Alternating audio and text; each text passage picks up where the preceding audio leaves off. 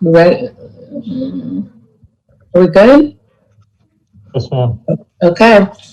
All right. Good evening, everyone, and welcome to the July 14th, 2020 virtual budget workshop. Pursuant to the extended executive order number 20-69 issued by Governor DeSantis, municipalities may conduct meetings of their governing boards without having a quorum of its members present physically or at any specific location, and utilizing communications media technology such as telephonic or video conferencing as provided by section 120.54 sub 5 sub B2 of the Florida statutes. The meeting will be opened with a moment of silence.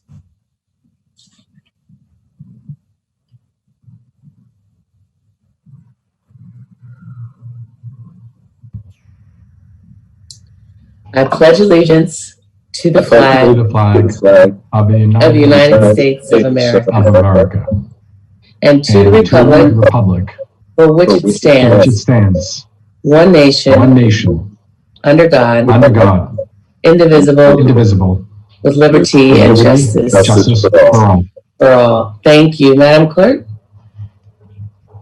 Village Attorney Serafan. Present.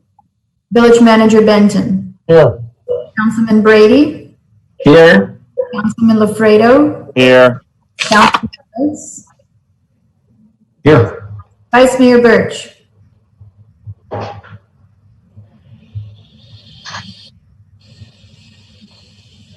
Vice Mayor Birch.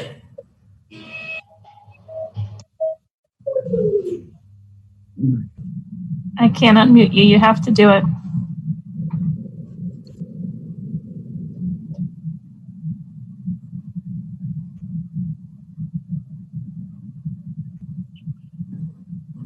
Uh-oh. We lost her. There she is. Did we lose her? I think just video. She's still there. Okay.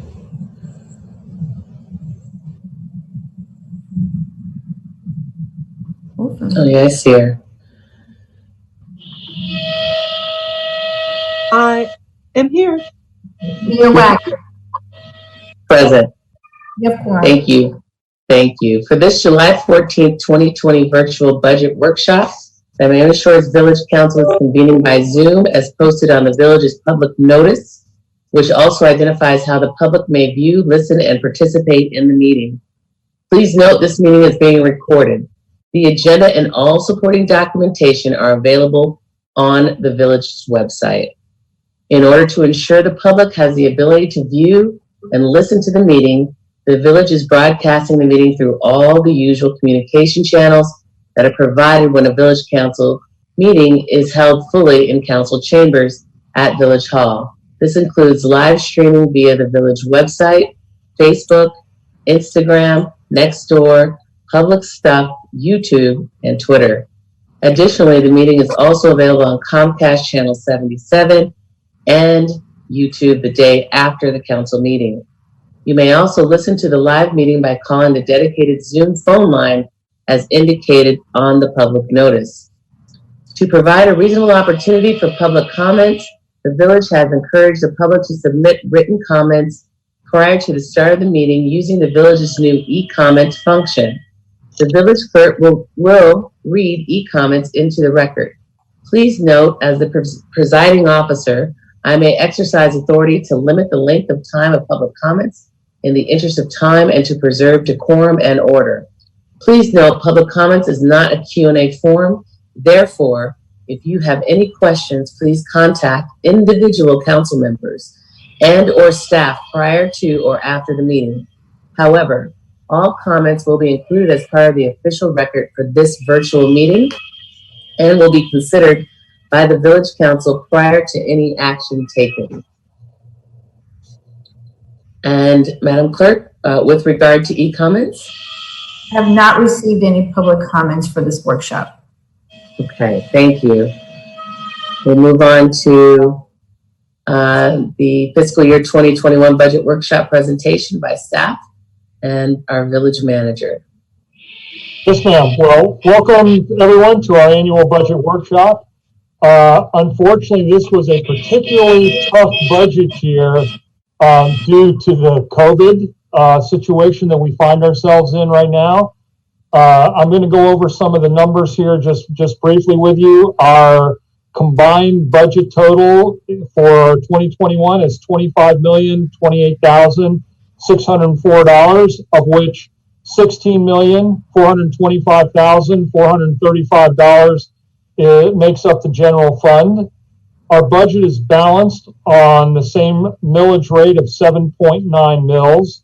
And as I said earlier, this is a particular difficult year as there are losses in revenues in many of our accounts, which I outlined in my budget message to you in the front of your budget book. In order to balance this budget, we have to leave 5 positions unfunded and cut all but the most necessary capital items from the general fund in order to balance. Our garbage fees, as we previously discussed, will go from $811.36 to $892.50 per year. Our stormwater rates will go from $21.39 to $21.98 per 500 square feet of impervious area. Our aquatic service, our aquatic center debt service will be 0.1513 mils, and the charter school will be 0.2271 mils for a total debt service millage of 0.3784. Our department directors are available. They're here in the meeting. IT has got them parked outside the meeting, so to speak. So they're here to answer any of your questions. What I would suggest, Madam Mayor, is, as we've previously done, is gone through department by department, so you can ask any questions you may have of staff, and going through them as they appear in the budget book, with the first department being planning and zoning. If that pleases the council, then Lisa, if you could bring Travis up on the screen. Madam Mayor? Madam Mayor? I think she's signaling you, Mr. Lafredo. Yes, I'd like to make some preliminary comments before we start department by department, if that's okay with you, Madam Mayor? Yes, Councilman LaFreda, go ahead. Okay. Going to page 1, and I've been through every page of this document, first of all, for my colleagues, and I'm going to move to adopt it or move to consensusize adopt it, but I want us just to be aware of some assumptions that are in here, which I noticed. Number 1, the state revenue on line 335-180, the state revenue sharing half-cent sales tax is estimated to go from, or budgeted to go from 730 to 675,000. And we're only anticipating a total drop in intergovernmental revenues of $68,000 from 1,000,001 to 933.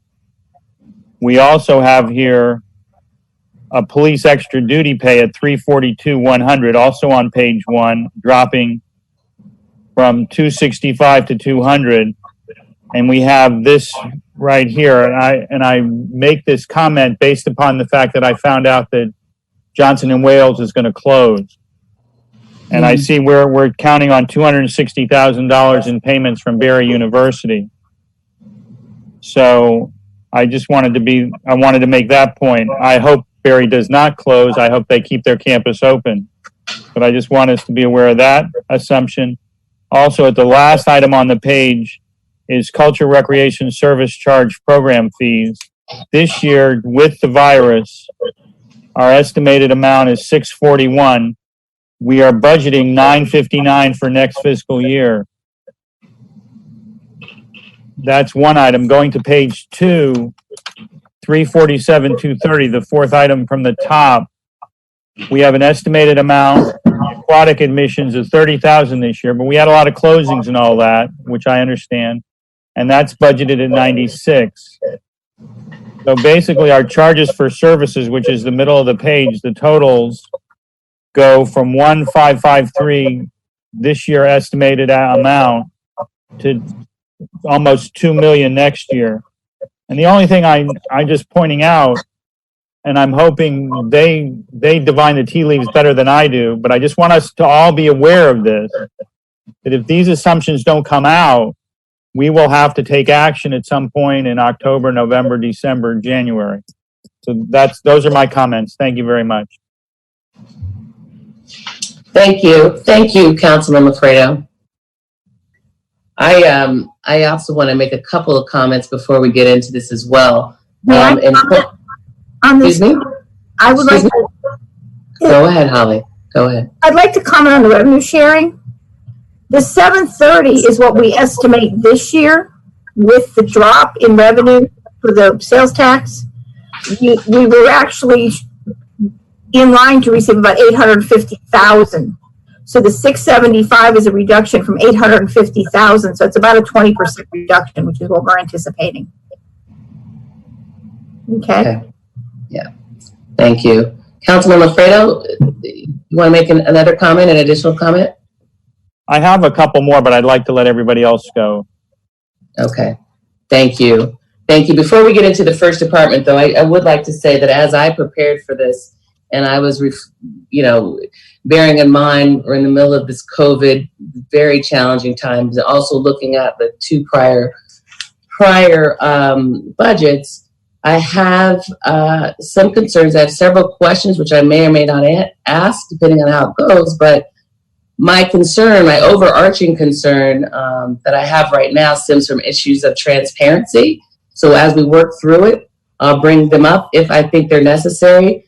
But I have some concerns about the org charts, the names not being in. They were in the previous two budget cycles. I'm not understanding why we're not putting names with these particular positions. I'm concerned about having a modern grievance process, and I noticed the fact that we don't have an HR department, which is under finance. I'm not sure it belongs under finance, but I can't tell which positions are vacant. And these are just sort of overarching concerns about transparency, which I'll bring up along the way. But I do want you guys to know, or the council to know, staff to know, that I do have some issues with this budget with regard to transparency. So having said that, we can start with the first department here in our budget book. All righty, the first department is planning and zoning. Our director is Mr. Travis Kendall, who is now up, and there he is. Okay, he's up and running here and available for you if you have any specific questions that you'd like to ask in terms of planning and zoning.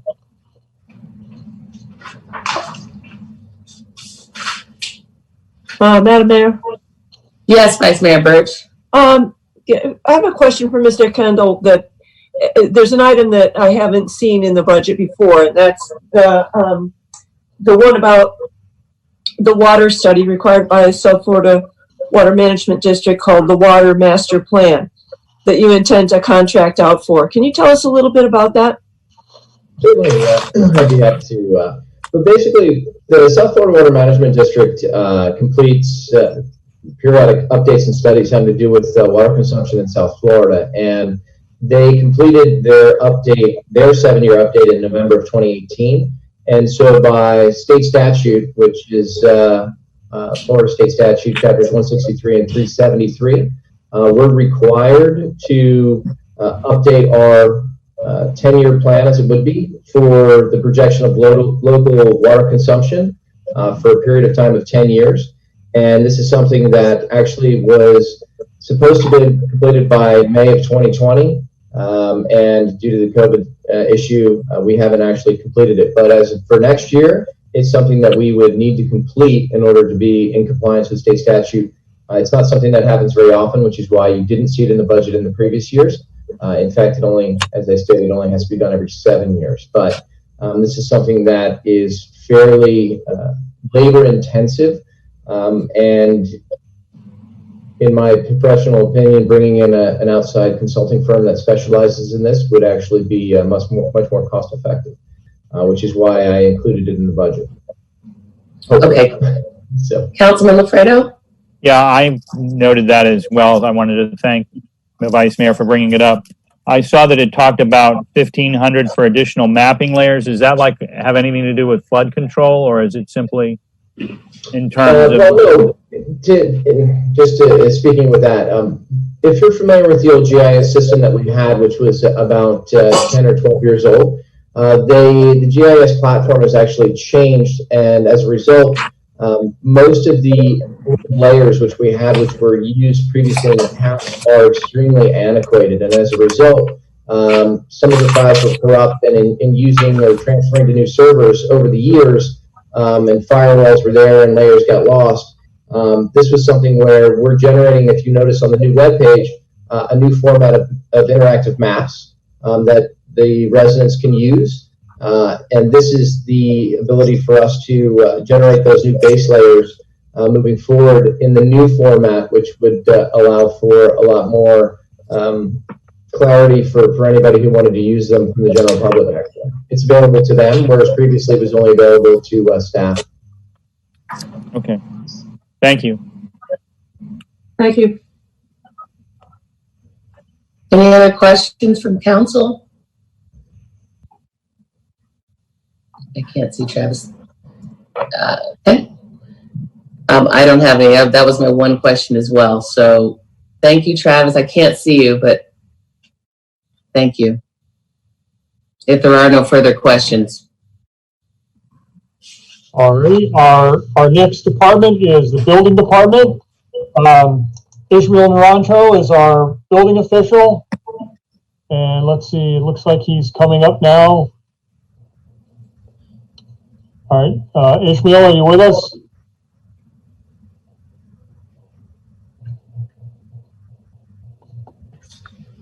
Ishmael? Yes, sir. Can you hear me now? Okay, there you go. All right, we've got you now. All right.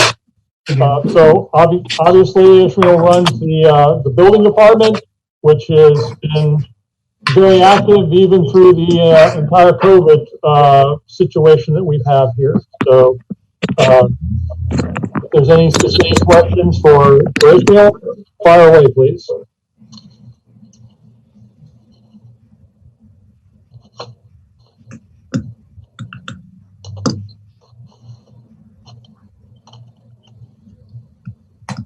I do have a question for Ishmael. Ishmael, on the, just for clarification, with regard to the permit clerk 1, is that position still vacant? We do have one vacant position, but due to the recent events, all the new hires are on hold right now. So we do have a freeze on that for now. So just the permit clerk 1 is vacant? Or are there more? Oh, there's just one vacant position. Yes, ma'am. Okay, thank you. Madam Mayor, Yes, Councilman Lafredo. just real brief to Mr. Naranjo while he's here. Have you noticed any downturn in permit activity in the last couple of months, or has it maintained itself fairly steady? Oh, actually, surprisingly, it has increased dramatically here in the past couple of months. We thought that it was going to slow down a little bit. It did for the first week after we shut down. But then after that, it has been a big surge on permit applications and work that people are doing. So it's been very positive for our department.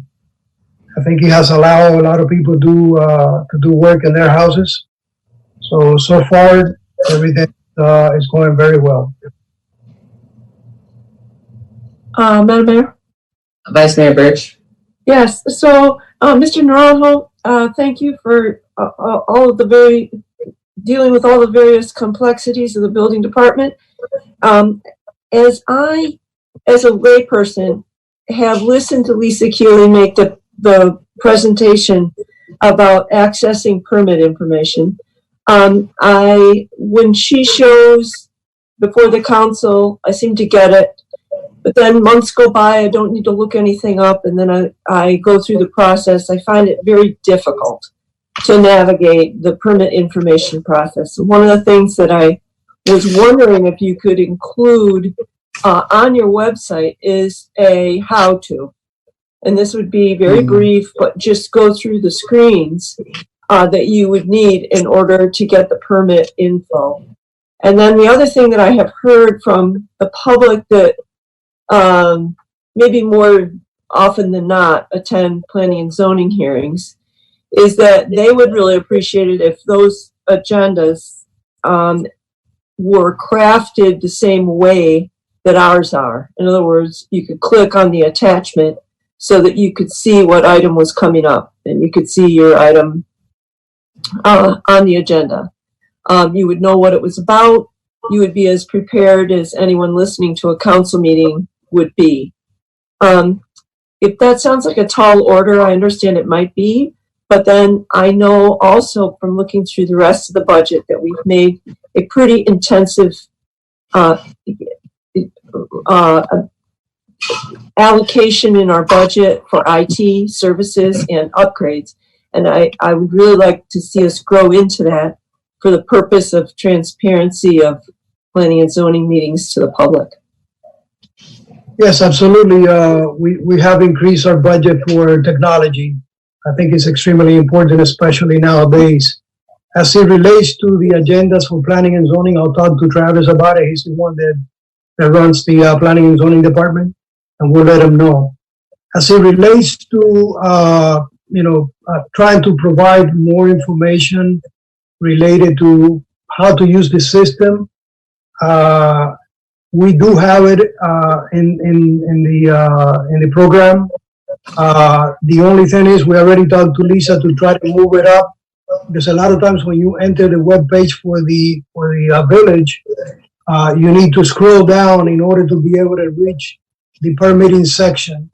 Yeah. We're working on it. We have heard the complaints also, so we're working on it. We're trying to make it as easy as possible. Sometimes, you have to scroll down, up and down, and try to find it, but we are working on it. May I speak to that point, Vice Mayor Birch? We've heard the complaints and we're making modifications, and we hope to have those done shortly. We're actually going to add a button for the permits themselves to go right into the portal. And there will be also some other more quick links to get to that information for permitting. So yes, we have heard those and we are making modifications. Thank you. Thank you, Lisa. And thank you, Ishmael. Thank you, Councilwoman. Any other questions for Ishmael? All right, Ishmael, I do want to thank you because you have been out here during this time and it hasn't gone unnoticed. And I know we have almost unprecedented construction going on and permitting going on in our community. So we do appreciate your department, all that you've been doing in the last 5 or 6 months and all that you're trying to do to streamline the process. Thank you very much to everybody, and thank you for your patience on all this. Thank you. Thank you. All right, Madam Mayor, our next department is code compliance, and Lazaro Ramond, here he comes joining us, is the head of our code compliance department. And I think, as I believe I've explained to most of you, code compliance during this busy time has been basically working on trying to obtain COVID compliance in our business district, the Publix and areas like that to make sure people are wearing their masks and following the rules. We have basically backed off, if you will, somewhat on citing residents for all but the most serious violations during these difficult times. We understand that some people are unemployed, they don't have income, and so we want to make it as easy as possible for them. However, we still want our village to look good, and we want to keep this COVID tamped down, and we all got to really work hard at this, looking at the numbers. So with that, Lazaro's on if you have any specific questions for him. Thank you. Any questions for Lazaro?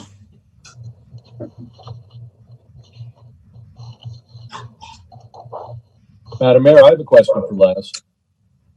Attorney Serafin. Laz, how you feeling? Can you hear? He's muted. Have to unmute yourself, Laz. Not mute. There you go. All right. Can you hear me? All right. Yes. I just finished having a whole conversation with myself. I thought you guys were here. The question Try is, again. how are you feeling? I'm feeling great, man. I'm ready. I'm just waiting on the results. Everything's good. Feeling good. All right. Good to Glad to hear. hear that. Yeah, you were out for 2 weeks. Yes, sir. So I hope you feel better and I hope that everything works out. Thank you. Thank you. I've been very fortunate. I appreciate it. Thank you very much, council member, mayor, attorney, and manager, and clerk. Thank you, Lazaro. No further questions. We can move on to the next department. Okay, the next department is the library. Michelle, here she comes. Michelle Brown is popping up here. There she is. Okay, Michelle, our head librarian. Good evening. Hi, Michelle. Hello. Any questions for Michelle? Yes, I do have one or two. Michelle, hello. I haven't stopped by the library lately, and I was wondering how it's going with your times that you are available for takeaway books. And also, so that would be the first question.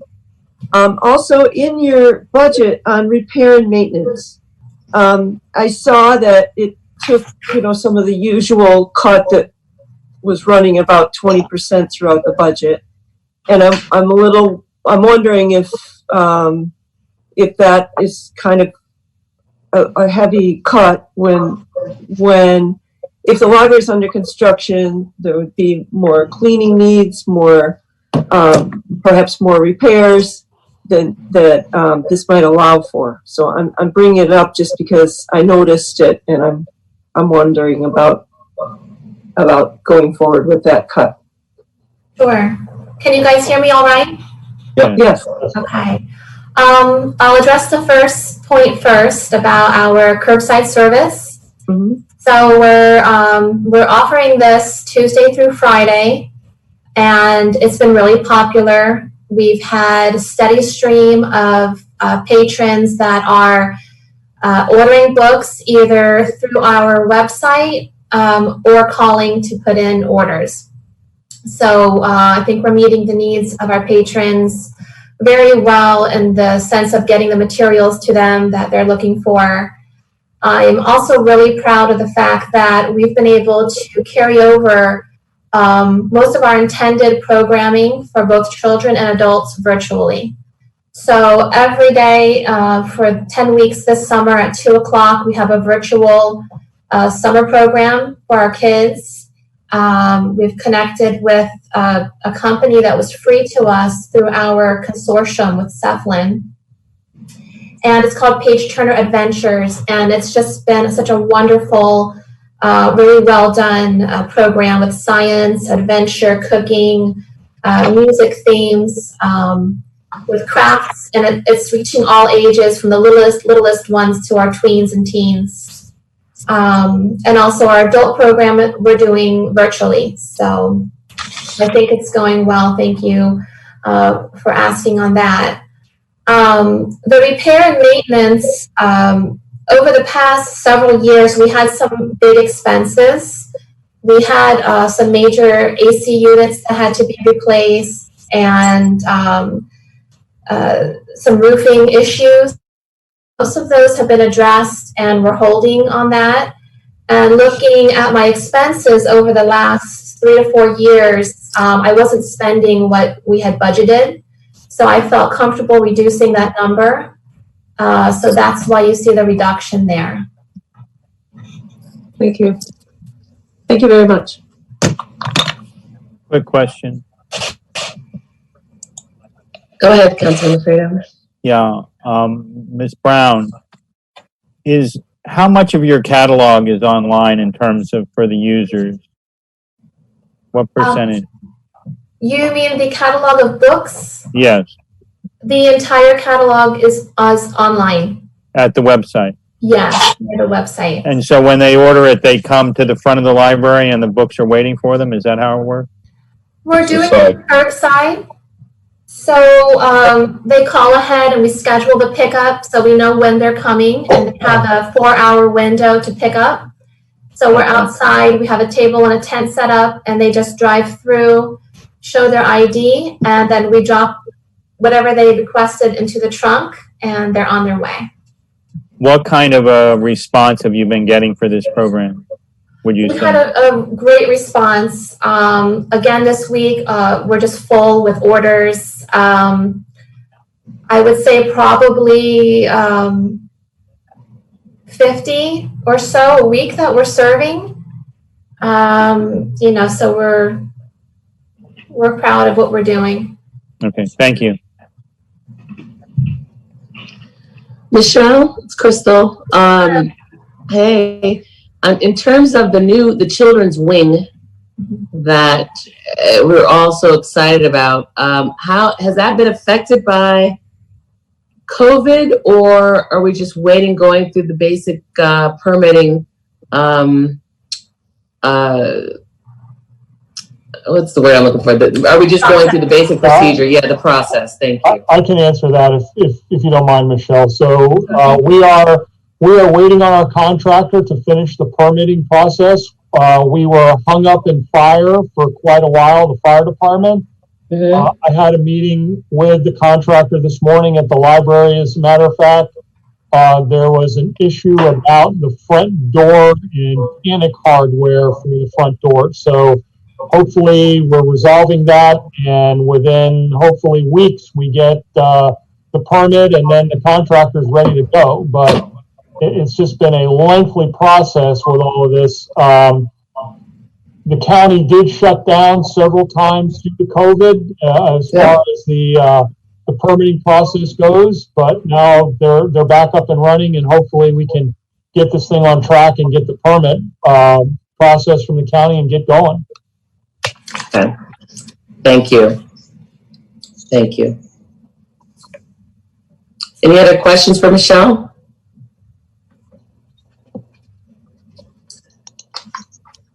Okay.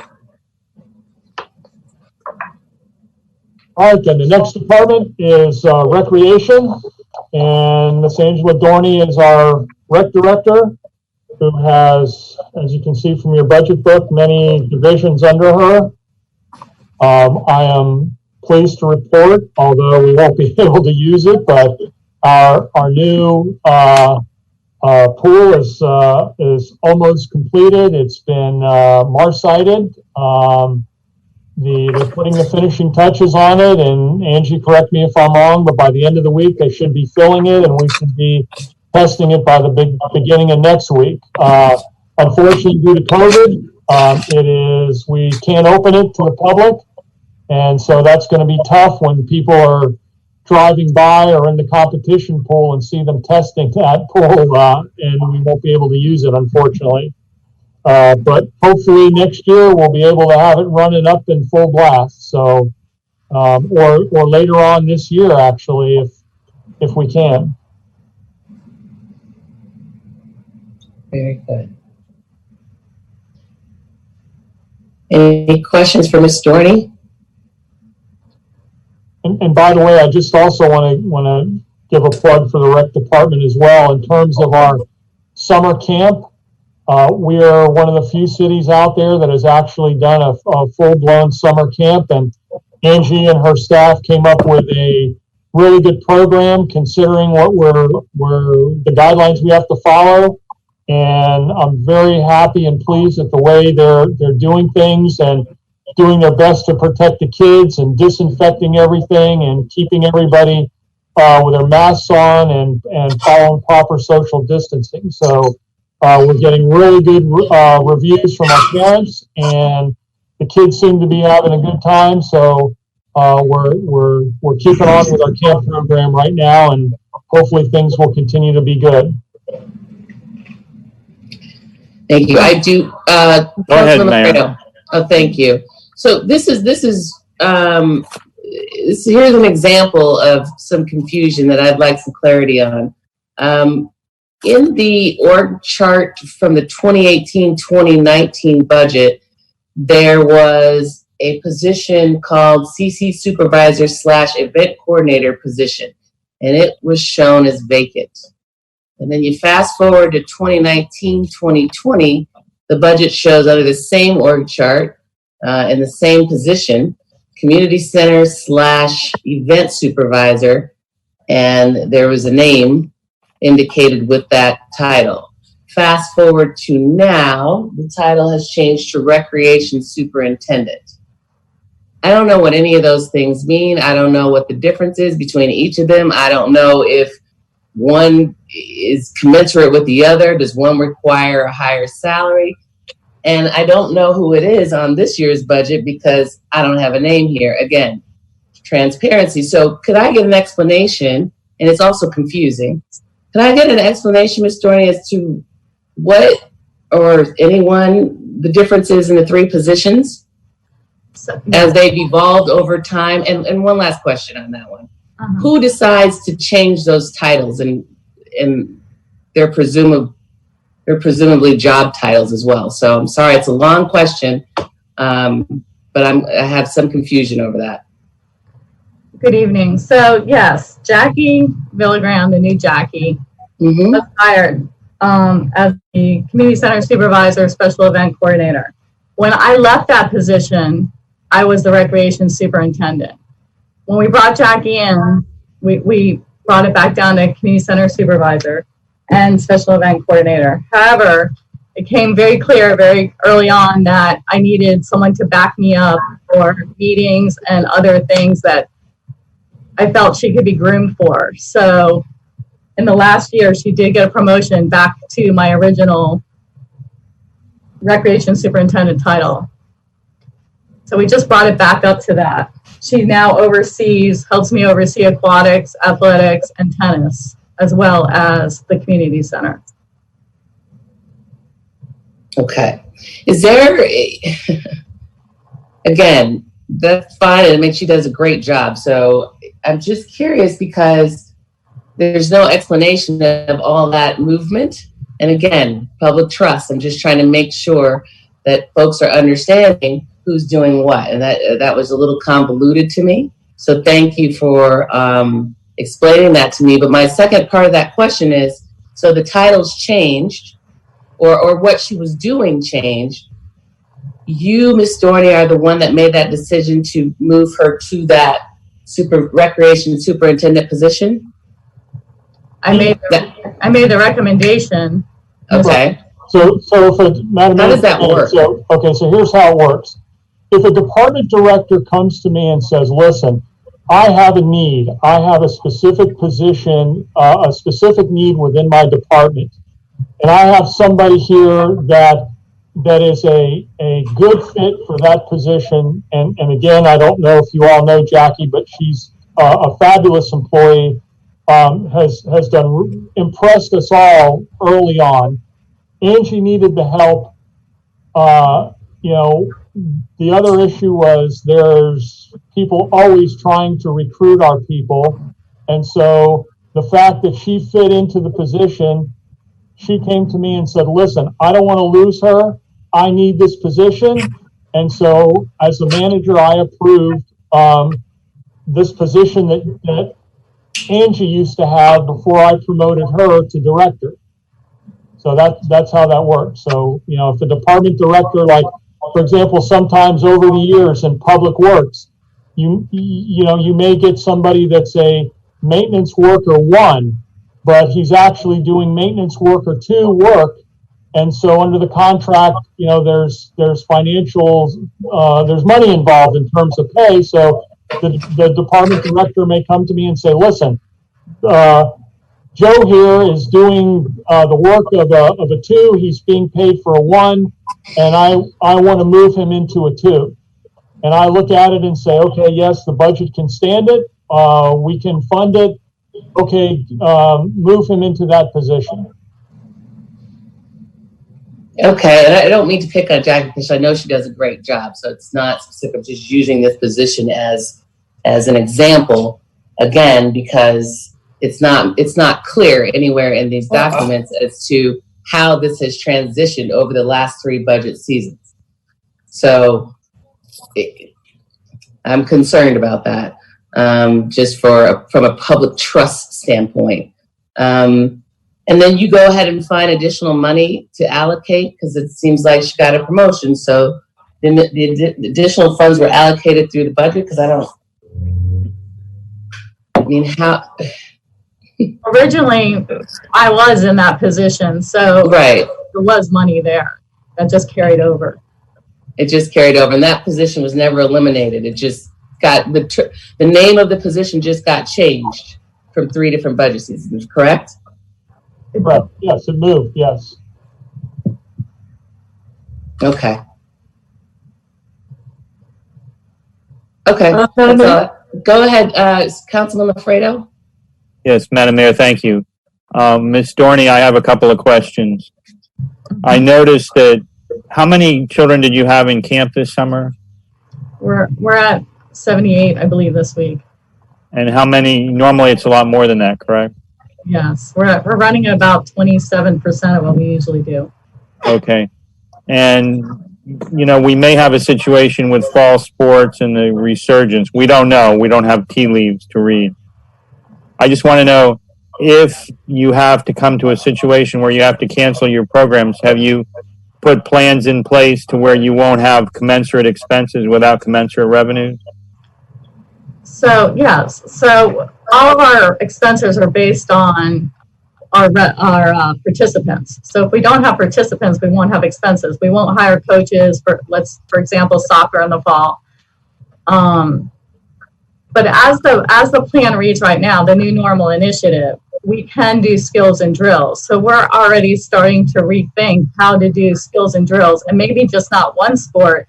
We can possibly do all 3 sports at the same time and cover and keep those same revenue streams going for the year. But it depends, like you said, reading the tea leaves. We don't know what the tea leaves are going to say in a couple months.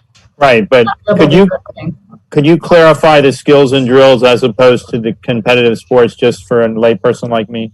Social distancing. So basically, they won't be able to have any contact with each other. For instance, basketball, they won't be able to play a game and touch each other.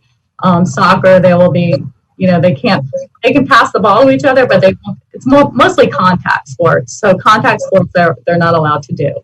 Anything where they will be touching each other. Flag football, no. They can work on drills like passing and throwing and kicking and dribbling, but no contact. So you will hopefully be able to provide some outlet for the children and some activity that's structural and directed.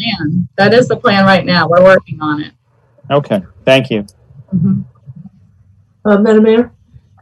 Vice Mayor Birch. Yes, so Angie, and then in a similar vein, what happens when the after-school program may start up for those, especially for those parents who choose classroom learning in their choice to the district?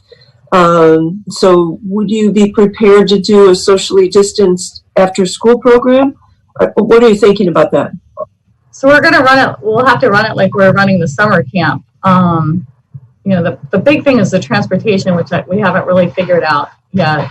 But once they're here, that we will put them in a cohort group and we'll monitor that group together in small groups. Right now they're in groups of 8 or 9, depending on how many counselors we have with them.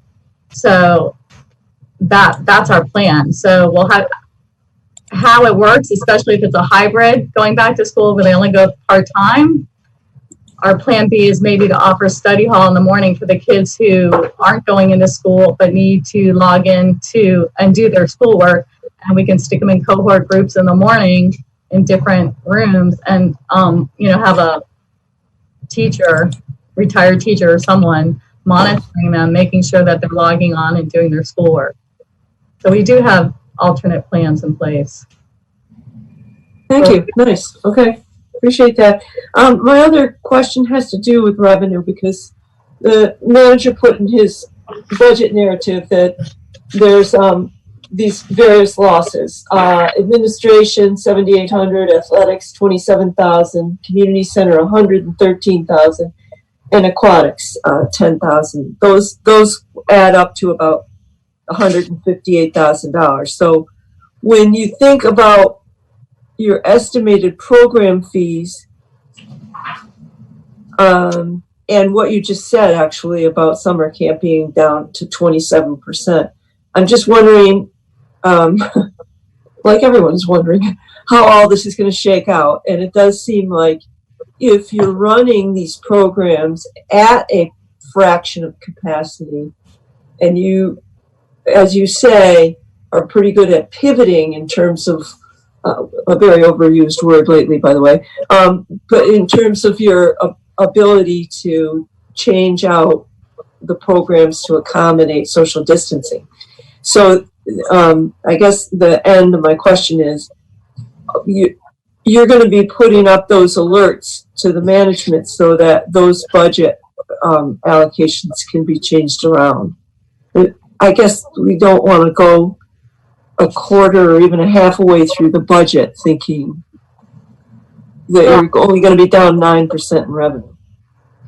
If the revenue is down, expenses are going to be way down also, because we won't be hiring staff, and we won't be buying supplies to run the programs either. So we usually revenue versus expenses is about 30% on sports. So yes, it's going to be 30% of whatever that number is of participants. It's going to be okay.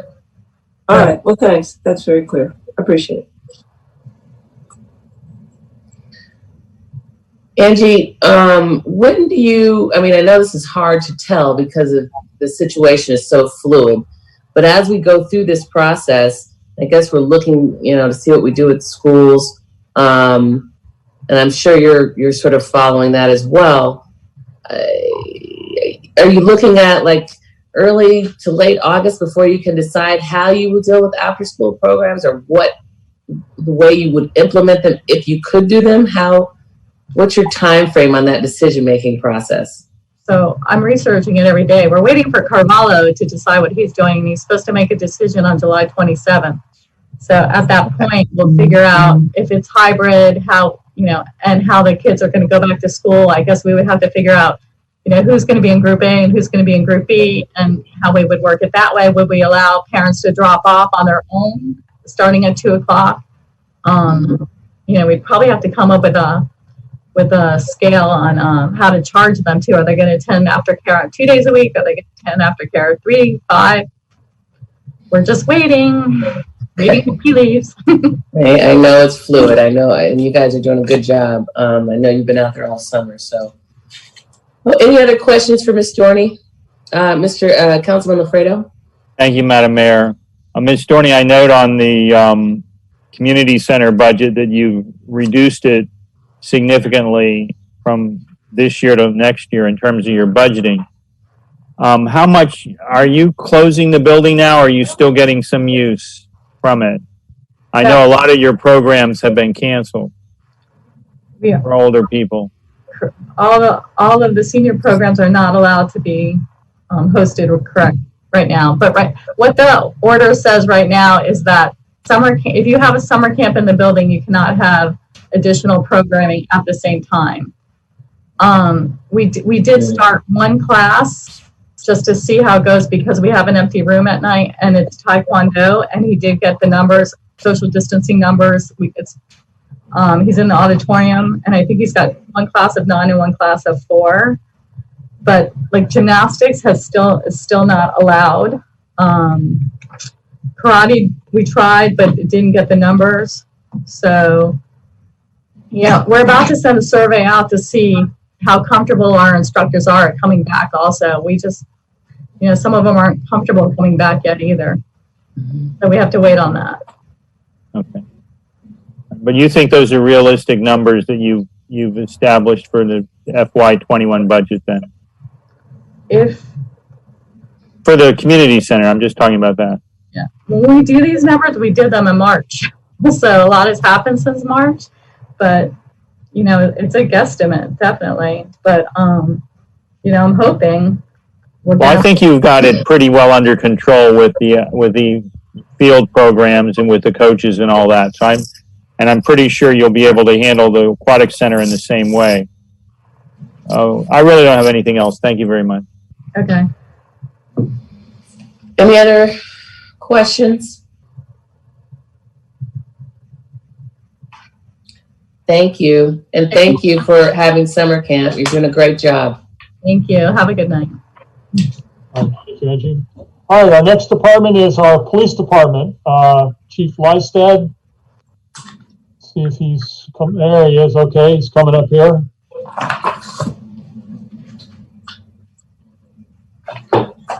Obviously, the chief runs our police department, head of our law enforcement arm here.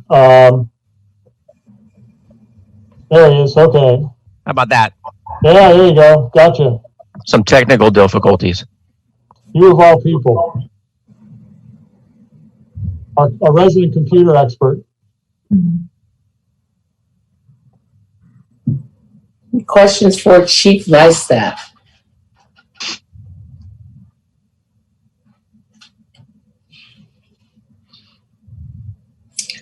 Chief, I have a few questions. With regard to the school resource officer, given what we have going on with COVID, couple of things there.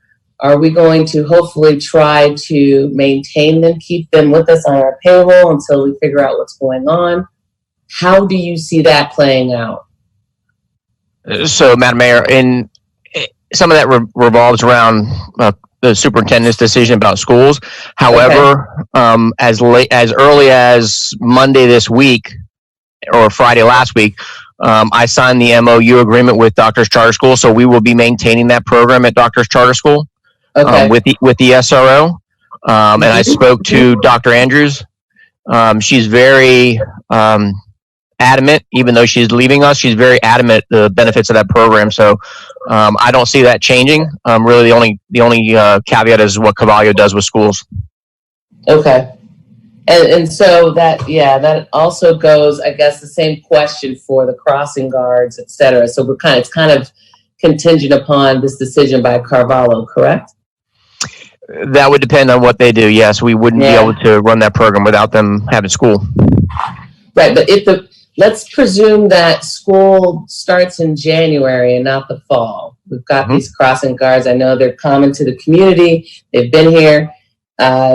Is there an opportunity for us to keep them while we're waiting for schools to, if they open later than we anticipate?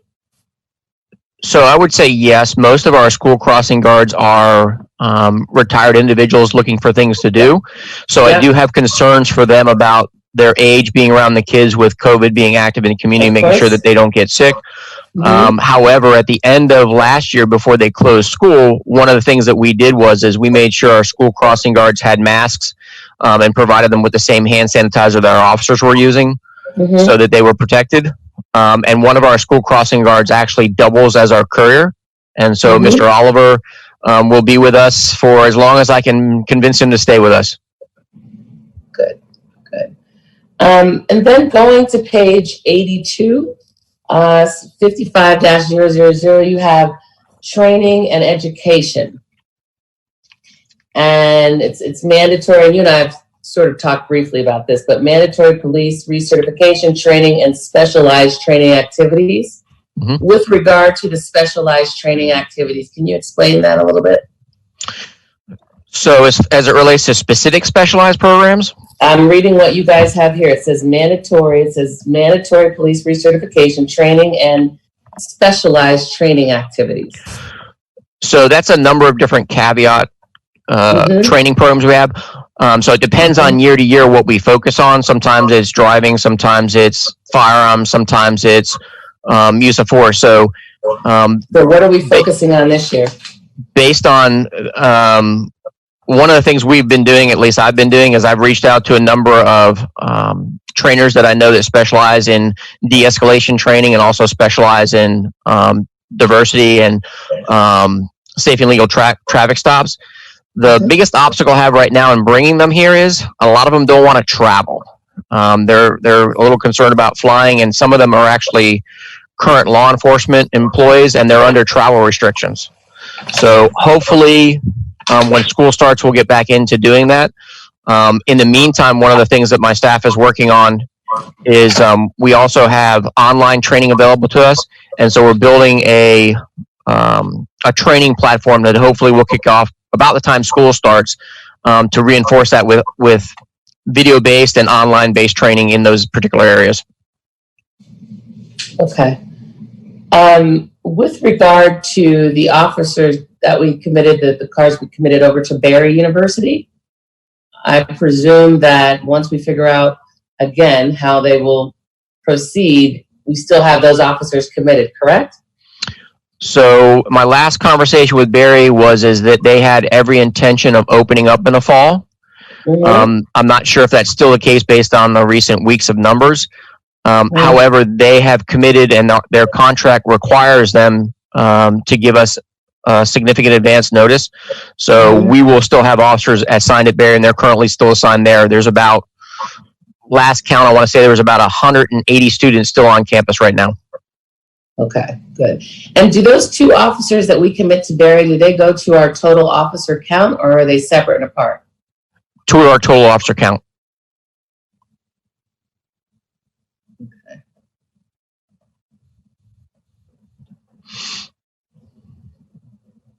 Madam Mayor? Yes, Madam Vice Mayor. Yes, Chief, I had an interest in not only training, and thank you, Madam Mayor, for your question about that, but if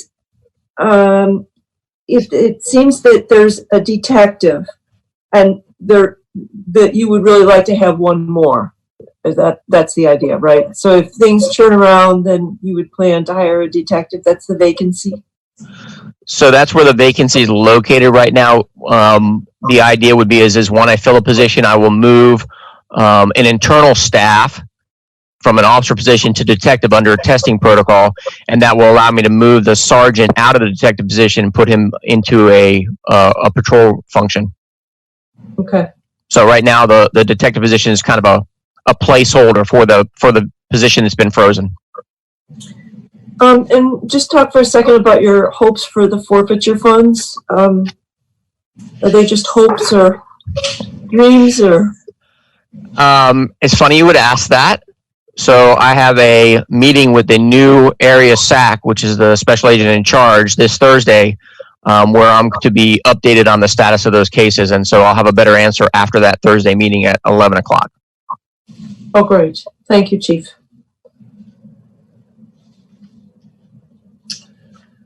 Councilman Lafredo. Yeah, Chief, just to bring me up to date on history. We used to have 4 sergeants. Do you remember what year it was when we went to 6? We went to 6.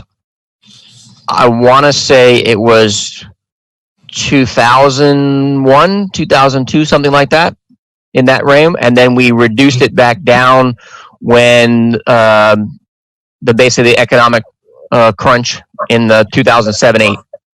Right, and the 3 lieutenants we've had pretty much the whole time.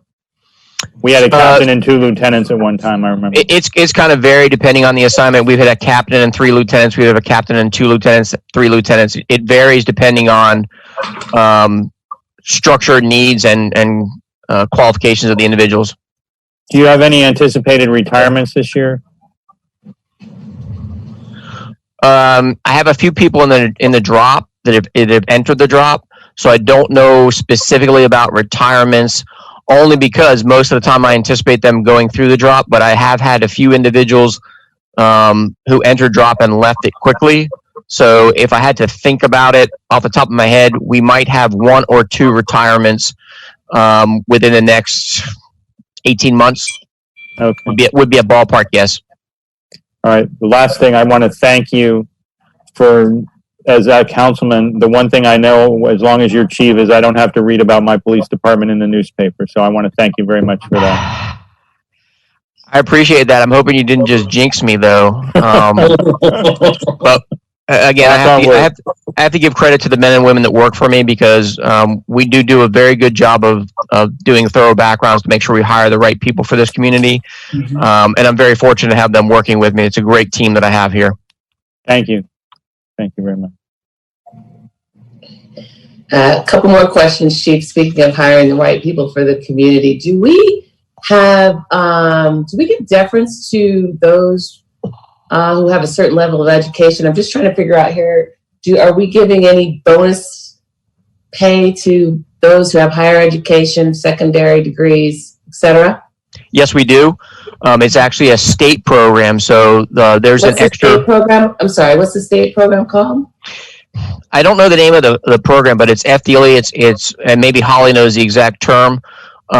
There's called I want to say it's called supplementary state funding for either higher education or training. There's a certain amount you get for a bachelor's degree. There's a certain amount you get for a master's degree. I think there's about 28 different courses that if you take them, they're extensive courses, you'll get an extra $1 or $2, $3 a week, depending on the course, to a maximum of 40 hours or whatever the dollar value is. And maybe Holly could expound on that a little bit, what the number is.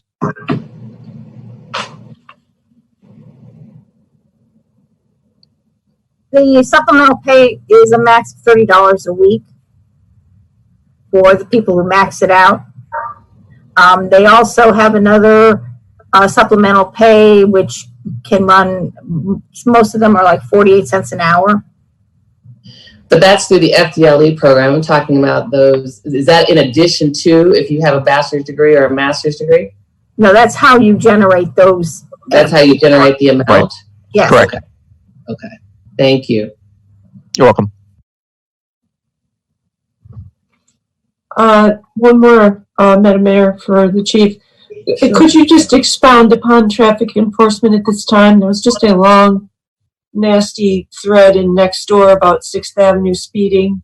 And I'm a little follow-up on the Miami Avenue issue of Miami Avenue north of 103rd Street. Okay, so I'll follow up on the traffic in general. Let me start there, and then I'll move to 6th Avenue and 2nd Avenue or Miami Avenue. So traffic enforcement across the county and including us saw a significant decrease in enforcement with COVID due to concerns over transmission and a lot of unknowns about the virus. One of the direct results of people being quarantined was that the amount of traffic, the volume was not there to impede drivers. And so across the country and talking with other chiefs, what they have seen is a significant increase in speeding. And there's a number of theories for that. Why that is, I don't really know specifically, but there are a number of theories about that. A number of other actions, road rage has been increasing, as well as just general lack of following the law. So we've not seen anything different here in Dade County. There's been a significant back off. We basically kind of try to evaluate programs for our officers to keep them safe. And as recently as about when the North Miami issue came up, we re-engaged our traffic unit and basically said, look, we're going to have to do it safely, but we can't let the traffic just continue to violate the law. We put up some traffic monitoring on Miami Avenue to see what the speed was. We identified 4 different time locations where we were seeing problems over there. Those have been scheduled for our traffic unit to deal with, and they're focusing on those during the specific time frames that were identified in the traffic report. As it relates to 6th Avenue, that comes and goes for us. I only recently, basically just today, heard from a resident on 6th Avenue about the concerns of that. So that has been turned over to our traffic unit to look at. And we'll begin enforcement on that immediately. What was the other question you asked me, Vice Mayor? I'm not sure if I covered everything. I think you covered it, Chief. I think you covered it. Thank you. Thanks. Okay. One last question, Chief. Sure, Madam Mayor. With regard to procurement in your department, I think that's something that you take care of yourself, right, as the director, as the chief of police, correct? Be a little more specific on procurement. Procurement within your department, procurement of, I don't know, cars, contracts within your department. Do you do that within your own department as the chief of police? So some yes, some no. I actually have a sergeant as a quartermaster, and so she's responsible for ensuring that the officers have the appropriate vests, COVID protective measures, a number of daily operating supplies, DB supplies. So as far as vehicles, generally that's purchased through fleet. They have the number of vehicles we need, and Public Works will make that purchase for us. I'm not really involved in that. From time to time, though, where I get involved is if we go out to bid some significant project. So, for example, we did uniform bids. We put a bid out a number of years ago to see to attract vendors to do that. As not that I want to bring it up because I'm sure it'll generate questions, but I will bring it up. When we went out for our ALPR program, that required a bid. That requires my involvement. So anything that's a large project or something that significantly impacts the organization, I become involved in as far as purchasing. That answer your question, Mayor? Yeah. What was the first you said before you were talking about fleet? You talked about someone else. What was you? I have a quartermaster. Quartermaster. Thank you. A quartermaster. So Correctly. I'm a layperson on that. What is a quartermaster? So quartermaster is responsible for kind of maintaining our inventory of supplies, equipments, and they do vests, uniforms, road flares, detective processing print, barrier tape, blankets, those types of things. Okay. So it's not centralized. Okay. I don't have any other questions. Do any other council members have any questions of the chief? And I do want to thank you again for your service during these. Appreciate it, Madam Mayor. Appreciate it. Thanks for the support. Your entire team. Councilman Meltz. Hi, Chief. Considering you opened the door, can you tell us the status of the license plate reader program? I knew that would beg a question. So the ALPRs, if you haven't noticed, we have 13 intersections that should be either nearing completion or in the final stages of installation. Our biggest hurdle was Miami-Dade County getting the permitting and engineering and construction permits from them.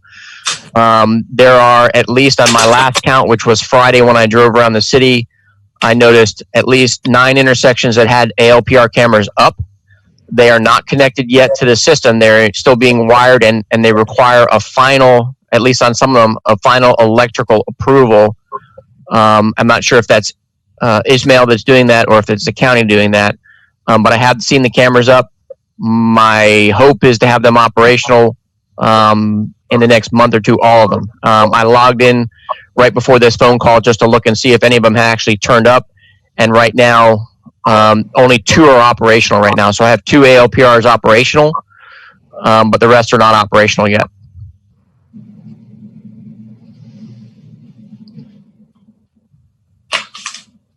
Any further questions? Okay. So I'm going to move out of the background so you can see the police car on 2nd Avenue. I love that picture. Thank you. Thank you. You're welcome. Thank you. All right, our next department is the Public Works Department. Mr. Scott Davis, who has many divisions under him, as you can see in your budget book. And here comes Mr. Davis.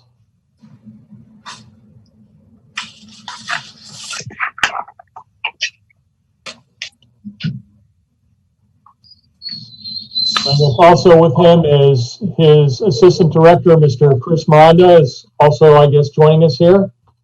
As you can see, Scott does everything from maintaining the grass in our parks to the sidewalks and streets, the drains, the vehicle maintenance, running the motor pool, and of course, sanitation, picking up all the garbage, trash, and recycling in our community. Any questions for Mr. Davis? Hi, Scott. Good evening. Good evening. All right, well, I'll start off here. I don't know if you can see me. I can't see you at all. Can't see you at all. But we see Chris. Mr. Lafredo, would you like to start? You're on mute. You're muted. Madam Mayor, go ahead. I'll just fill in. Thank you. In looking again, making some comparisons to these organization charts, again, talking about transparency and the importance of the public understanding how our government works. I noticed here in 2019, 20 and 2020 budget, you had a maintenance worker 2, and that was indicated as vacant. One was under streets and the other one was under recreation maintenance. The current budget, the maintenance worker 2 is gone under recreation maintenance. And is it still vacant? Same under 2019, 2020 under sanitation, refuse collector. Yeah, that vacant. And I don't see now whether that position is also currently vacant in the current budget. So if you could address those 2 issues, that'd be great. So, Madam Mayor, in our department, we have a number of vacancies right now. There's a hiring freeze. How many vacancies do you have? I believe we have 4. So we have... In your department alone, okay. Yes, ma'am. We had a refuse truck driver retire, and we've shifted other drivers in order to cover their position. We've got 2 garbage collectors, garbage crewmen on the back. We've been using temporary labor to fill those. And we have a new position that was created last year. We had 2 positions created and one of them is still vacant. We always want to make sure that we hire the right person. And we've had a hard time hiring someone. And then the hiring freeze came and we couldn't fill that. Which 2 positions did you have new for this year? They were in our maintenance department for Northeast 2nd Avenue and also in our streets department. So we transitioned one of our people from our streets department into Northeast 2nd Avenue. And if you'll notice, Northeast 2nd Avenue is looking significantly better because we spend a lot more time specifically on Northeast 2nd Avenue. And also to answer your question about rec maintenance, we have filled that position. We have 2 positions over there, and they're both filled right now. Okay, so let me go back to the 2 new positions that you filled. So you did bring one person over, right? You filled both of those 2 positions or not? I'm sorry. We've only filled one of those positions, and we kind of utilize our employees to where we need them. So if there is a big storm coming, we may transition someone who would normally be on Northeast 2nd Avenue to drain cleaning. Or if we get a lot of rain and we have a lot of grass that needs cutting, we will utilize the personnel where we need them. Okay, and you haven't filled that second position because there's a hiring freeze, but prior to that, you couldn't find anyone or no one was applying for it? We were having people apply for it. However, they weren't up to the standards of what we utilize for Miami Shores. Mostly criminal background is a very difficult hurdle to accomplish.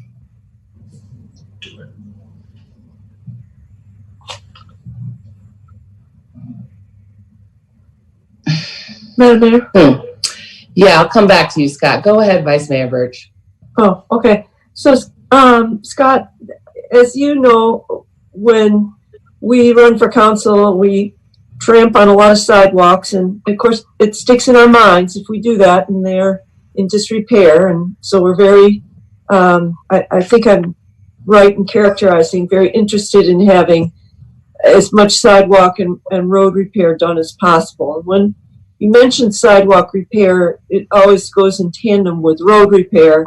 And it seems that there just is never enough budget to make all these repairs. But I see you've built into the budget now with local option gas tax money about $42,000, and really a total of all areas of about $80,000 that you could feature the important sidewalk repairs that have been mentioned. We also heard from people who were concerned about broken curbing. A lot of that happened during Irma when there was a lot of refuse that needed to be picked up and things like that. So how do you see that budget as fulfilling the needs that we have? And do you know, and maybe you and Chris with your heads together, do you know of some grant funding that we could apply to that now that we have a grant writer?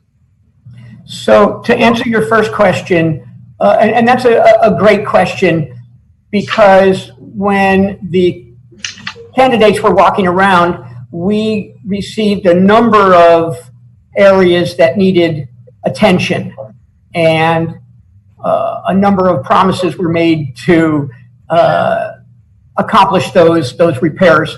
We never have enough money to fix all the sidewalks in Miami Shores. I have been here long enough that I have fixed the same sidewalks a couple of times because tree roots lift up the sidewalks and they cause a tripping hazard. But one of the things that is a concern is that a number of the sidewalks that need repair are not the fault, and I'm using the word fault, are not the responsibility of the village, it's the responsibility of the homeowner. It's a very obvious repair when and Chris and I have argued about this a number of times, it's an obvious showing when they get their roof repaired and there's a semicircle of where the roofing truck drives over the sidewalk empty, fills up with tiles or whatever, and then drives back, and you can see where the sidewalk gets damaged. We don't pay for those. We call code enforcement, and unfortunately residents call us to get their sidewalks fixed, and then they are responsible for it through the code enforcement department. But you do help them to find a vendor, right? We give them the name of the vendor that we're using. We go out to bid for sidewalk repair each time we do it, and we always take the lowest competent vendor that responds to our bids or to our purchase orders. When it's time to do sidewalks, we give the homeowner the name of the contractor with the caveat that we are not recommending them. We are not responsible for the job. It's between you and the contractor. Whatever price you work out is between the two of you. We're only supplying the name as a courtesy. And we're very, very clear on that. Thank you. Councilman Fredo. Thank you, Madam Mayor. I just have a few questions, Scott. I noticed, I think one of the capital items, did you have a repair or rebuild on 96th Street? Could you describe that a little bit? We have a grant from the county, a JPA, where we are working with them to repave, do some drainage, and fix some of the curbing on 96th Street. That's what that job is. Where is that located on 96? It's from Northeast 2nd to 10th. It's the Northeast 2nd to 10th. Yes, sir. Wasn't part of that just done between 2nd and 6th not that long ago? What's happening is if you look at that roadway, the asphalt is coming up. It looks like where cars had slammed on their brakes on a hot day and made the asphalt ripple. Okay. Another question. I noticed that the budget calls for the elimination of 2 maintenance workers. Which department which sub-department was that? I'm not aware that we're actually removing personnel. There's personnel that we've not filled the positions, but Okay, so here's what it says. It says, in order to balance this budget, cuts in funding to several vacant positions throughout the organization were necessary.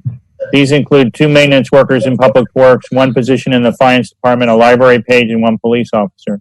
So that's just 2 of the people that were not rehired in the hiring freeze. You're just not bringing them back, right? Yes, sir. We didn't fund them because we couldn't fund them in order to balance the budget. Right. Okay. Okay. Technical question. You have a lot of little subcompartments in your department, but you shift people back and forth. Is that because of different funding sources for these positions? No, that's a great question, Councilman Lafredo. We don't shift them officially. We shift them as to what the task is. So we might have a tree trimming project, and we might take someone from our grass crew to work as a groundsman while our tree trimmers are up in the bucket. Or we might have someone who normally would work in the motor pool, and we have flooding behind the Shores Estates area, and we have them working in order to make sure our pumps work through the flooding event. Yeah, I have to give you a compliment.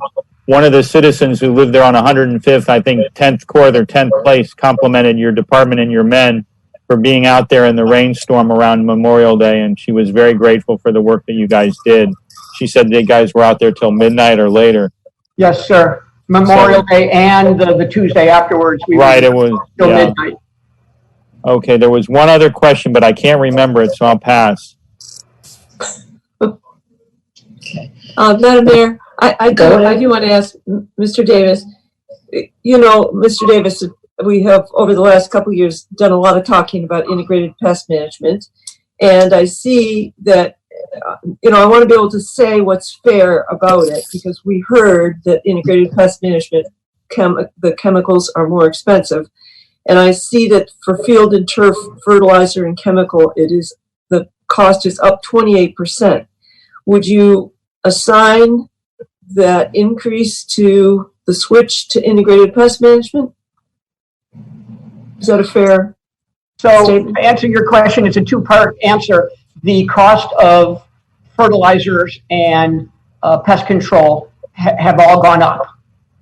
But to be specific, IPM has increased our budget and our labor, because when we put the products down, 1, they don't work as well, and 2, and this is the biggest part, they don't last as long.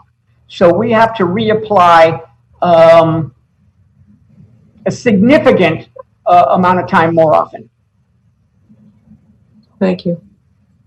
I have a question for Mr. Miranda that relates to the flooding, the Memorial Day flooding, and it is about Muir Lake.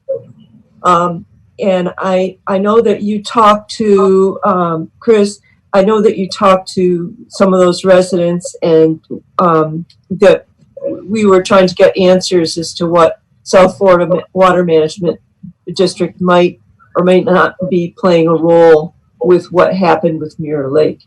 Are you, I know that you have a connection with the district. I'm wondering if there's a way to get someone from the district to explain to those residents on Muir Lake. I'm concerned that they are now complaining that they've had extensive damage to their homes, and that the examples are legion, that they were not prepared for the flooding that happened, and there hasn't been a flood like that in a number of years, as we all know. So I guess I'm wondering if it's possible that there is there someone in South Florida Water Management District that could help those residents? Can't hear you. Can anyone hear him? No. I believe he's muted through IT because his computer's been taken off of mute. No, he's not muted through IT. It's an audio connection on his side. So he has to enable audio maybe on the bottom left. Madam Mayor, if I may, I know Chris and I have had this discussion. There is a government liaison for South Florida Water Management District that would be happy to come out and talk to the residents. However, in our discussions, and Chris, nod your head if I'm on the right track here, that there is no correlation or no, I guess, proof, if you will, that anything that the South Florida Water Management District is doing has a direct relationship with the water level in the lake. I've seen that lake overflow at least 3 times in my career, and with the exact same results. Only unfortunately, it's been different people living there, and it's a real ugly mess when you have 12 inches of rain or more fall in 2 days. Unfortunately, this is what happens. But we would be happy to reach out to South Florida Water Management District.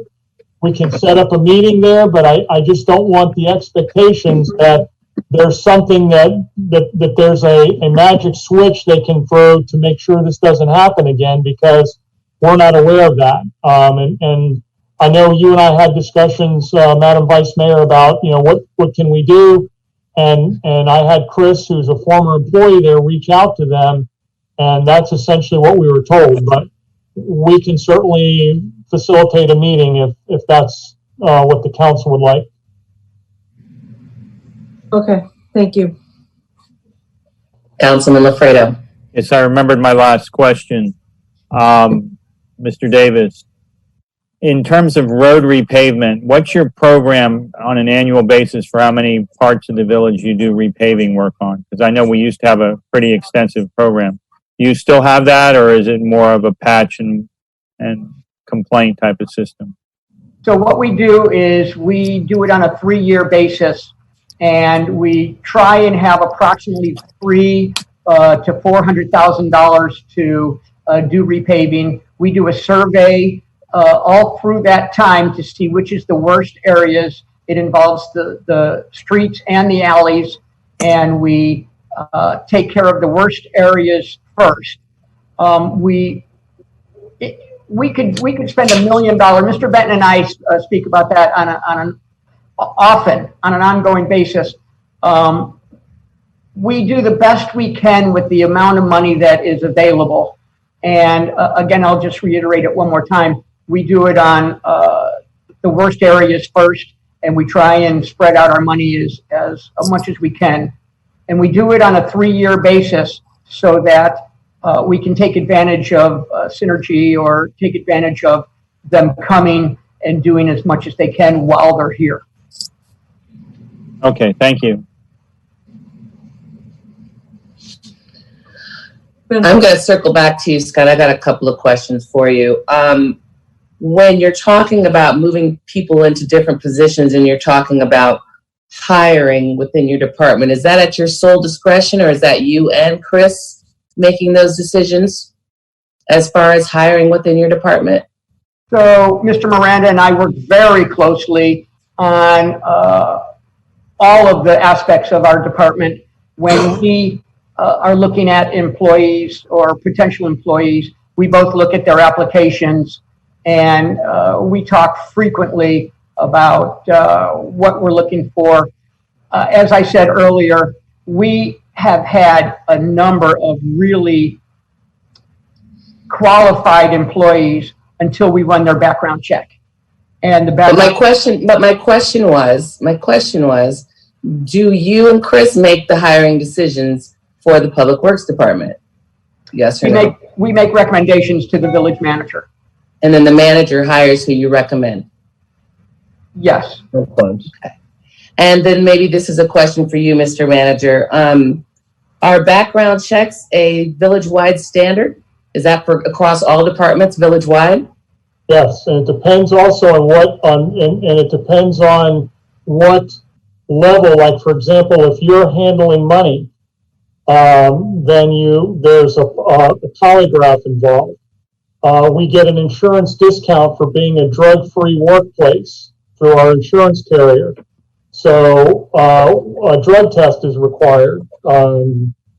Correct me if I'm wrong, Holly. We still nod your head, Holly. We're still getting the drug-free workplace discount, right? Okay. So those are things that are all part of a background that our employees go through in the screening process. So all employees village-wide have a background check and a criminal background check, right? Right. Across the village. Across the village. Okay. Those are my two questions. Yes, Vice Mayor Birch. I just wanted to ask Mr. Davis about, and you'll remember this because it's a large item, but I can't remember the price. What's the drainage system installation and where's that going in? So if I understand the question that you're asking is about the grant that we have for the Shores Estates project. Oh, okay. $1.9 million. Okay. It was just labeled drainage system installation, so I didn't know it was that. And what's vacuum truck service? What happens there? That's to vacuum the... We hire a company right now called Televac, and they basically suck out our drains. One of the problems that we had was on 13th, where Joe Robbie's house, next to Joe Robbie's house, that drain was blocked, and we had them come out and basically bore out the drain in order to allow 13th Avenue to drain to the bay. We have to line that pipe in the upcoming year. Okay, thank you.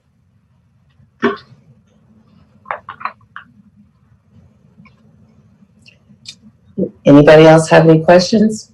Further questions for Public Works? I have one last question. Hold on, Councilman Fredo. I have one last question. When you talk about when you were talking about taking care of the worst areas first, who makes that decision? Do you go through the village and kind of take stock in what's deteriorating and making those decisions, Scott? Absolutely. It's almost exactly what you just said. We drive through the village, myself, Mr. Miranda, and also our street supervisor. We also get direction from the village manager, and we keep a list, and we evaluate that list when the time comes to spend the money, because it is a 3-year process, and something that might be on the list this year could be worse. There might be worse areas when we actually go to spend the money. So it's an ongoing process. Okay.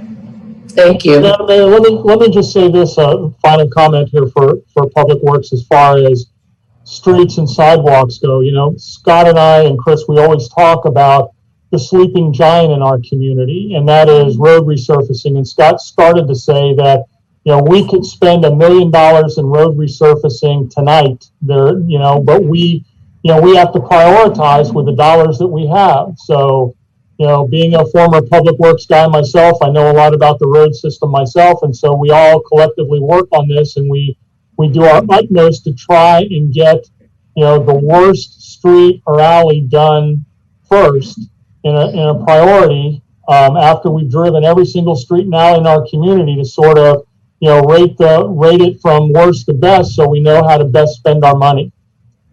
And so that time, sometimes as an elected official, you may say, well, wait a minute, they paved the street in front of my house, or my neighbor's house, but they didn't do mine, which is right next door or right a block away. And it may be because one street is worse than the other for a variety of different reasons. Thank you. Councilman Lafredo. Yes, I had a couple last points. Vice Mayor Birch got my question on page 18 about the vacuum. And the manager already answered my question, but I just want to bring it up for the rest of my colleagues. On page 120, the $300,000 drainage system installation. It's my understanding that originally it was scheduled to be on 94th Street, west of 10th Avenue, but now they're looking at making it east of 10th Avenue. Is that correct, Mr. Manager? No, sir. It was supposed to be on 8th Avenue. Oh, 8th Avenue. I'm sorry. Yeah, 8th Avenue, right there from the Archdiocese south to about 91st Street right there. Then we had this terrible rainstorm that we talked about earlier on Memorial Day. And we found that 94th Street between east of 10th Avenue and 12th Avenue in Belvedere Drive down in there was actually had worse flooding. We had a resident's house. Unfortunately, the president of Barry University's house got water in it because it got so deep down there. So prior to that storm, we hadn't experienced that much ponding of water there. So we're reevaluating. Again, drainage is another one of those things where we need to prioritize our resources and spend them in the worst areas first. So we're looking at shifting from 8th Avenue over there. Okay. Thank you.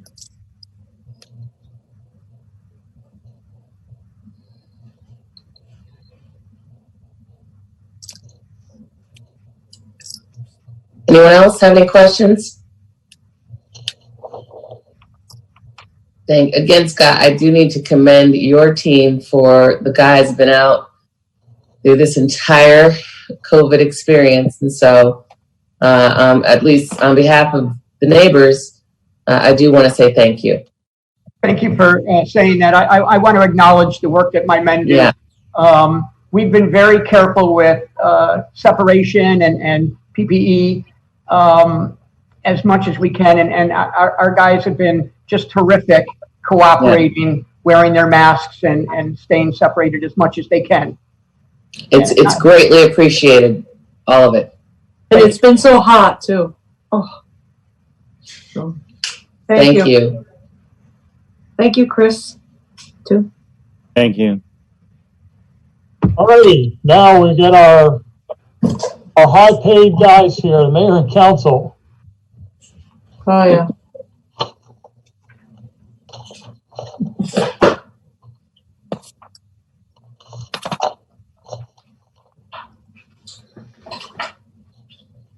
Any questions with regard to the mayor and the council?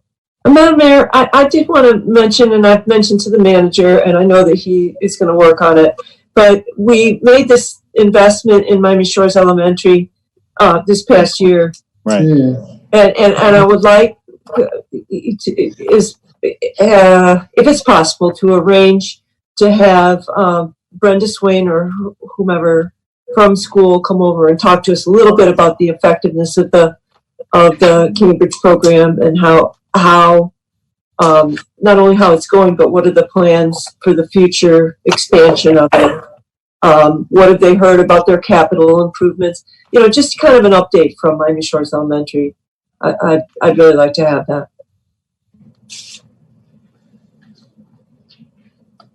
Amen. Yeah. Okay. Next, Mr. Manager. Yes, we're working to make that happen. Okay. Okay, next one is the village attorney, Mr. Serafin. And contained within his budget, as you see, is also our Mr. Carson. Labor work. Of our labor work, exactly.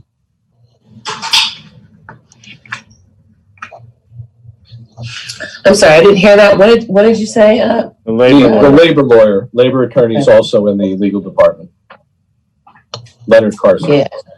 Yeah. And it's also true that that the other attorney that's in there is for pension, and yes, that is all included in the same. Right. So I have a question then regarding this. In item 31-220, professional services, legal labor,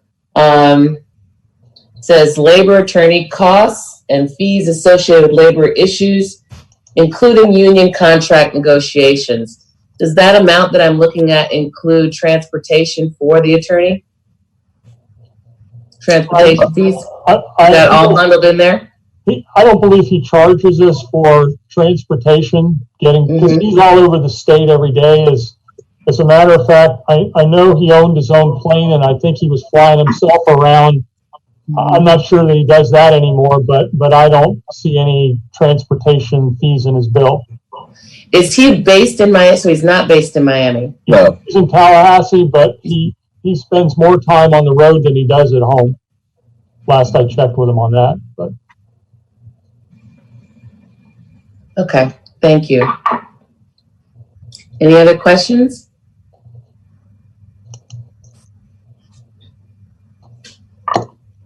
Okay, the next budget is my budget, management budget.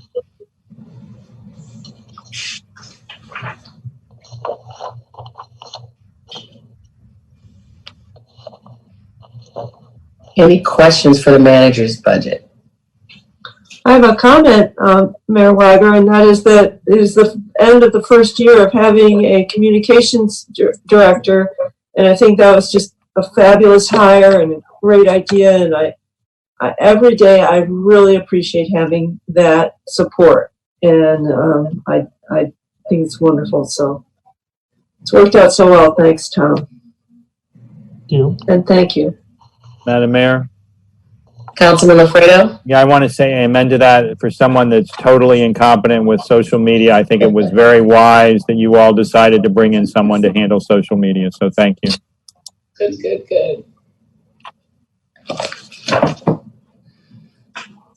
Okay, so I'm sorry. Can I jump to finance? Or are we going to go tab by tab on this?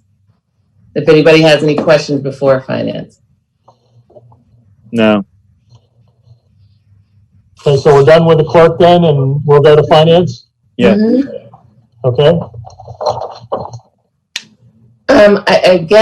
I have some questions with regard to the organization chart, and I'm just going to keep repeating the same thing. The last 2 fiscal years, we had names in these organization charts. They're not here anymore, but hold on, let me finish. And going through, I just have a couple questions for you, Holly, with regard to your org chart, okay, under finance. Under the 2018-2019 budget, you had a controller with, and you had an HR coordinator and a finance clerk, and a finance clerk 2 position, which was vacant. Last year in 2019-2020 budget, you had a controller and an HR and a finance clerk, all of which I could see who they were, and an accountant 1 vacant. So now we've got a different position. I don't know if that replaced the finance clerk 2 or the accountant 1 position. And then bumping up, fast forwarding to now, we've got 2020, 2021, shows a controller, a finance clerk, and an accountant 1 position with no names attached to any of them. Again, transparency. I'm just trying to understand the breakdown over those 3 different budget cycles for from 2018 to 2021. First of all, the reason that we don't have names attached to the org chart anymore is for IT security purposes. Is that standard practice across municipalities in Miami-Dade County? Becoming that way. This is Lisa. It is becoming that way for security purposes, yes. Okay. Go ahead, Holly. Well, there's a lot of phishing that goes on, and by having all the names in the org charts, it allows people to pull names and send emails out that look official, but they're really not. By eliminating the names, it helps eliminate a lot of the phishing that goes on. So you just decided to eliminate the names this year and not in the 2 past budget cycles. Lisa, would you address a lot of the security things that we've done this fiscal year? Madam Mayor, if I may. I see that this is troubling you, and I certainly want... It's troubling me, yes. I can see that, and I want to be 100% transparent with everything that we do. Let me do this. We will do a survey, study, whatever, of the other municipalities as far as security for IT and the names, and if we'll publish all the names, we'll put them on in the document, and substitute the pages both in your books and on the web page. If after we consult with our outside consultant and security people on that, if it doesn't cause any security problems, we'll be happy to do that so that we have 100% transparency for everybody. Well, and let me say this, Mr. Manager, and I appreciate that, but this is, the transparency issue is not just for me. I'm talking about the taxpayers and people out here in the community who are looking at these documents. And if they're going back years and years, 2 budget seasons back, and then we pop up with these organization charts that don't have names with no explanation. That could raise some eyebrows. So I'm just trying to figure out why we went from last fiscal year with no names, with names, to this fiscal year with no names. So I appreciate your answer on that. Back to my original question, though, is in the org chart, there are different positions that come and they go. And in the current chart that I see at 2021, shows a controller, a finance clerk, and an accountant 1 position. And so the accountant 1 position was not in the 2019-2020 budget. So I'm just trying to see where it came from. Is it filled? Is it not? I don't know. Okay. The current positions that we have are the controller, the finance clerk, and myself. We are running very, very short-staffed. Mm-hmm. And a lot of what's happened because of the changes in technology, where we have been able to change the way we're doing things, and we're trying to build a succession plan, hence the accountant 1, so that we can build somebody and we can move. As we've improved our technology, we're trying to move certain daily tasks to different individuals. So we're still in the process of making changes to do multiple things. One is to do the job with as few people as possible, as succinctly as possible, so we spend as little money as possible in the department, provide all the documentation in a timely fashion, and do the job we need to do, and still have a succession plan. So because we have to have a certain amount of segregation of duties within the department, it behooves us to have that additional body. We've been getting by without it for the time being, and with the COVID situation, we've been unable to actually hire anybody. So we're working in that direction. So we've kind of modified the department as we've gone to be as efficient as we possibly can. Okay, why are we eliminating the HR? I'm troubled by that too, and here's why. We're passing a budget with positions that don't exist. We're changing positions. I just don't see a centralized form of HR, and now we don't even have a department at all, and that troubles me. It also troubles me that HR falls under finance, because in my experience in government, I've never seen it under that guise. So I don't understand how, if we don't have an HR department, how do the employees' grievances, how are they heard? What's the avenue for complaints? How do we implement training and best practices? If there's a conflict of interest, how does that work? If they're not under a union document, how does that work? How do we reduce our exposure to? I'm really troubled by that, not having that department and seeing it gone. So I'll let you answer those questions before I ask more. Let me address that, Madam Mayor. Okay. We have never had a standalone HR department in all the years that I've worked here. We have not had that. There's not been this is all this person does is HR. We have to, in terms of HR and purchasing, because we are a small organization, it's all decentralized. So each individual department director, for example, if there is a union grievance, it's all spelled out in the contract. It goes to their immediate supervisor. Then it goes to their department director. Then it would come to me, and then it goes to arbitration.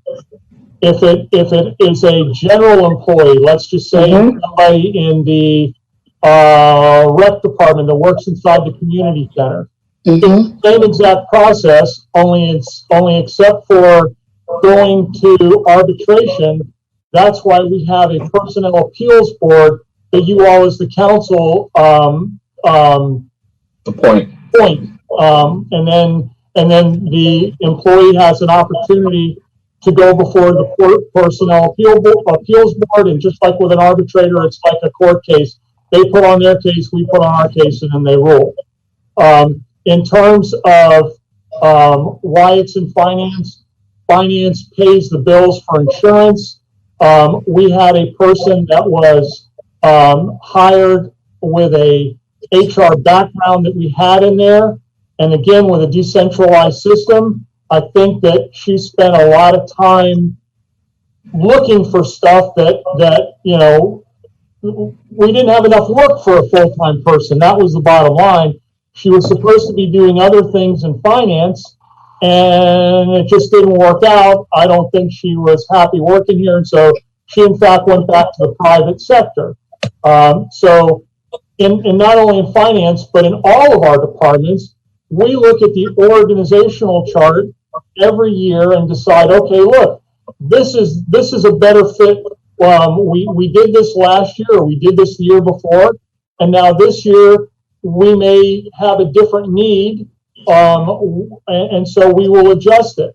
We add, we subtract, and as Holly said, we've got a lot of money we've invested in the finance computer program there, which is allowing her to do more with less. But it's sort of a fluid thing, and it moves. If somebody has a personnel problem, they go to their department director, or they go to their supervisor, and fortunately, knocking on wood here, whatever, the ones that we have, some we're able to resolve amicably, some, you know, we have to go through the grievance procedure with. Well, my concern there is, I mean, I'm concerned about conflicts of interest. I'm concerned about confidentiality. I'm concerned about whether or not someone is trained properly in HR procedures. I'm just worried that we open ourselves up to it. If it hasn't happened yet, that's one thing, but we open ourselves up to a certain amount of risk. This is why I'm stuck on, you know, why we don't have these centralized procedures, not just for HR, but also seemingly for procurement. I'm just trying to understand, if I have a grievance and I go to my supervisor, as per your employee handbook, I've got a certain amount of time to place my grievance. And then if my supervisor doesn't respond according to our own handbook and the time expires, I still don't have a remedy. So I'm just trying to understand. It goes to the next step.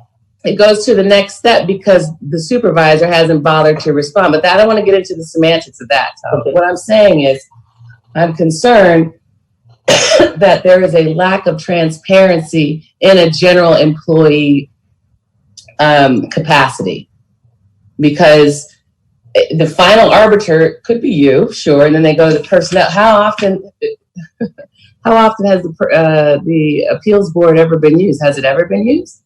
Yes, it's been used. It's been used in recent years. I think we had one about 3 years ago. Yeah. And the people that sit on the personnel appeals board, how long is their term? 2 years. Sally, do you recall? 3 years, I think. 2 years. 2 years. 2 years now. And they're from the community. They're from the community. Okay. You appoint them. The council appoints them.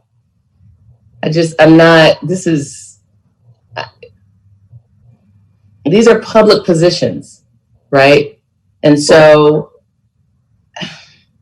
it just doesn't seem like it's a transparent process. And I feel like the reason you have HR is to deal with issues like this, and there are professionals that do it. Whether I don't know who you're talking about, but I'm saying in the organizations like ours, we should give employees an opportunity to feel comfortable with putting forth their grievances and whatever concerns they have. And this makes me very uncomfortable. It doesn't seem transparent at all. And the fact that it's just gone from last year. Like I said, I can tell you our employees some of them are very comfortable in letting us know what their grievances are and what their problems are. I mean, we hear about it. So it's not that it's not transparent. They'll knock on the door and let you know in a minute when there's an issue or a problem. Okay. Madam Mayor, I just have a recollection as I've been listening to your concerns here.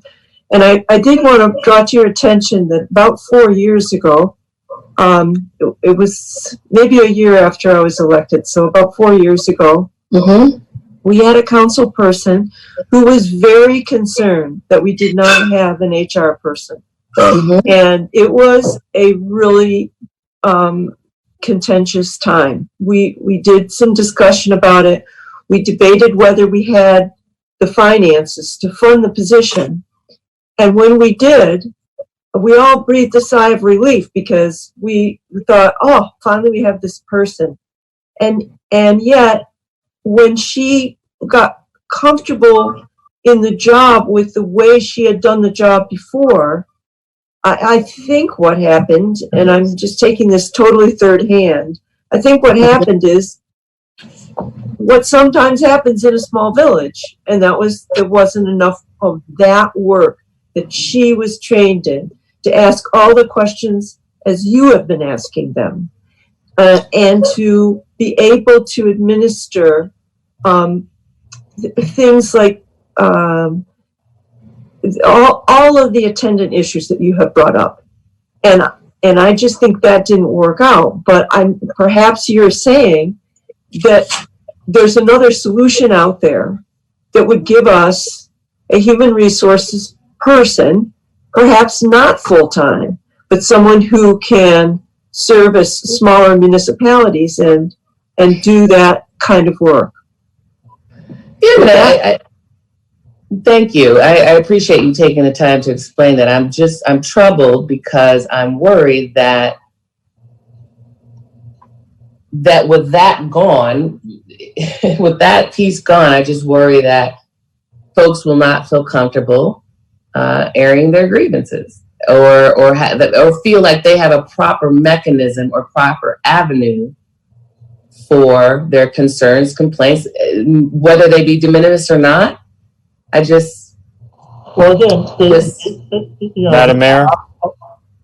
Yes, Councilman Lafredo. Yeah, I seem to remember, and correct me if I'm wrong, but I seem to remember Barbara used to handle that when she was here years ago and got away from that. She was very good with that, and it worked very well. She wore a lot of hats. I don't know. I know the clerk doesn't know what I'm talking about, but I'm just saying that's who used to do it. And we had, it kind of was like a quasi position, but it gave that standalone constitutional officer as a separate avenue. Yeah. But over the years, Scott used to do it. Scott was our city clerk, and he also did human resources. Correct. So over the years, and then Barbara took it over. Barbara did it for a while. Again, we had this other young lady work for us, and she did that, and she did other things. And so somebody in Holly's department, I would imagine it'll be either the finance clerk or the accountant one will take over the different paperwork that's involved in doing all the human resources work. And the point I was going to make earlier is probably, I'm going to guess 70% of our employees are unionized. They are represented in interviews, and they're represented by an attorney every time they talk to us. So there is no, just want to give you a level of comfort that, if they want to do something or they have a grievance or whatever, more often than not, we're contacted by an attorney that says, hey, look, my client here doesn't feel X or Y, and walks them through the whole process. So, and it's not having to come to us. They go to their union rep who represents them and takes them through the whole process. And I understand that, and thank you, but I just feel like I don't know that a finance clerk or a controller or an accountant has human resource expertise. But if you say so, I also think in a large organization, you're absolutely right. We would have a dedicated person to do this, but in our organization, again, being so small, the function is more or less dealing with insurance claims. Like if somebody, and that's where we get most of our stuff from, is somebody goes to the doctor, they have an outstanding bill, our insurance carrier didn't take care of it. Holly jumps on that immediately to get the employee reimbursed and get that taken care of. And we have people all the time coming in here and from what I see, unless something's wrong here, whatever, they seem to leave satisfied with our ability to take care of their claims and deal with the insurance. Well, and that's fine. I mean, I think we're going to do open enrollment, and again, this is going to be a real problem this year because of COVID. We're going to do it virtually, and we're going to sit down with our employees and help the employees that don't have a computer and aren't tech savvy to make sure that they get all their questions answered in terms of their insurances and what they want to sign up for or not sign up for. Listen, I don't want to belabor the point, but I would say that, you know, you think that you know everybody that feels comfortable. I don't know how anybody can make that broad of an assumption, but what about those who don't? And that's sort of my concern, one of them. And then it's kind of hard to say, you're saying, okay, finance clerk or accountant will take on some of these responsibilities, but we don't have any job descriptions. There aren't any job descriptions for me or any of us, quite frankly, to review. So that's another concern of mine, and that goes back to, I don't know, there's no... But we have job descriptions, they're just not in the budget document. Where are they? We have them. We had them prepared. We had actually had them prepared by an organization a few years ago when we did a salary survey. And they went through and they did all of the budget descriptions. In fact, I forwarded several of them to Isabelli not too long ago for a public request. Okay, I'm just, again. We have all that.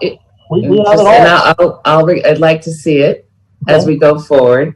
Because I'm just, again, it just changed so much over the last two budget system cycles. And I realize we're dealing with COVID, so I don't want to complicate it anymore. But that portion really troubles me. It does trouble me greatly. One of the other things that we have going for us, or that's very important, is the fact that our average employee is about 11 years. So we have very little onboarding or offboarding. Okay. So there really isn't, there's spikes when there's a lot of activity. Like we'll be doing open enrollment in the next month. Mm-hmm. But after that, there's very little work in the human resources area. If somebody leaves, we make sure that they are very well aware of what insurances they can take with them. We occasionally have somebody who goes in the drop, but that's not very often, and that's all handled by the pension administrator. Mm-hmm. And then when somebody new employee comes on, we get them set up with insurance right away. And one of the things that we've done for open enrollment this year is we've developed a package from the broker that includes all of the benefits that we offer that are available to the employees in one package as part of the COVID process or the remote virtual enrollment we have to go through this year. Mm-hmm. So we're there. The employees thus far seem to feel very comfortable. I haven't had any issues. In fact, when anybody does have a question, they've always said they feel very comfortable coming and discussing whatever their problem was. With you, the finance director? Yes, and we address it right away. So I handle all the FMLA. I know FMLA backwards and forwards because it's something we do. But Holly, have you had training as a human resource officer? I don't want to get it. We'll talk about it later. Okay.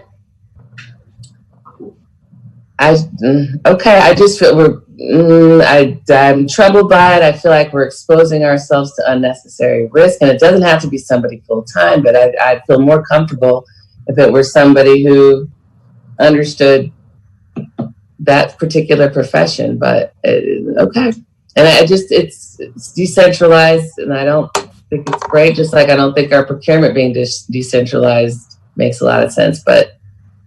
We'll keep plugging along. Are there any other questions for finance? Yes, Madam Mayor. Councilman Lafredo? I had two on finance, not HR. Mm-hmm.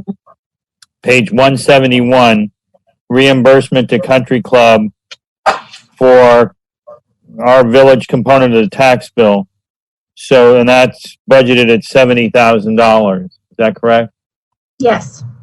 So basically, when we've been talking all these years about the amount of money we get from the country club in rents, we forget to omit the fact that we pay part of their tax bill, correct? Well, we don't actually pay their tax bill. What we remit is what our portion is that we receive from the taxes. So in essence, they don't pay the village taxes. But we pay that money back to them. Yes, they pay the county the $230,000. The county remits the money to us, and then we give it back to the country club. Okay. All right. The other thing I wanted was on page 173. It looks like there's an other use contingency. Is that a $200,692? Is that a designated or dedicated contingency, or is that a free unreserved contingency? Oh, that contingency is the police colas, and then a very small, I believe it's about $58,000 this year, of money that is there just in case.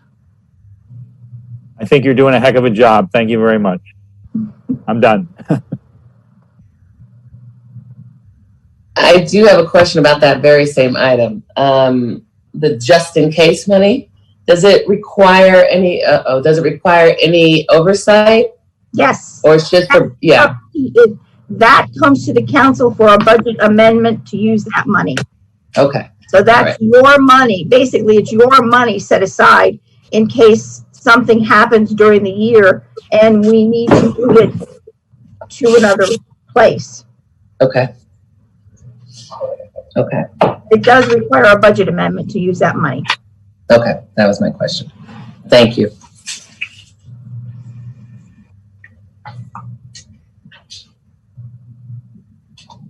Any other questions for finance?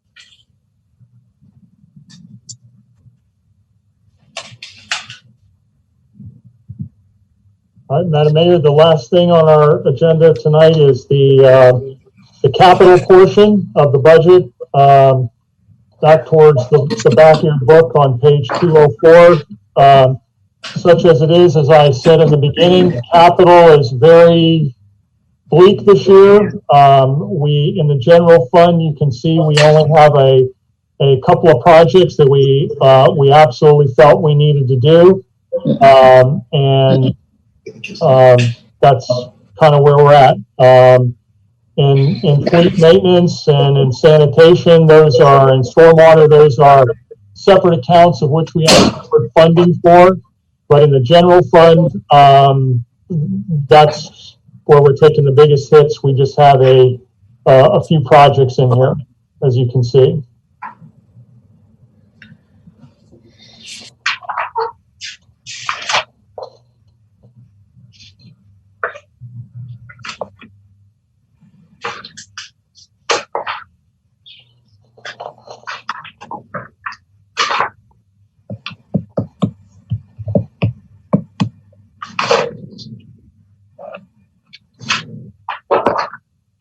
Any questions for capital improvements?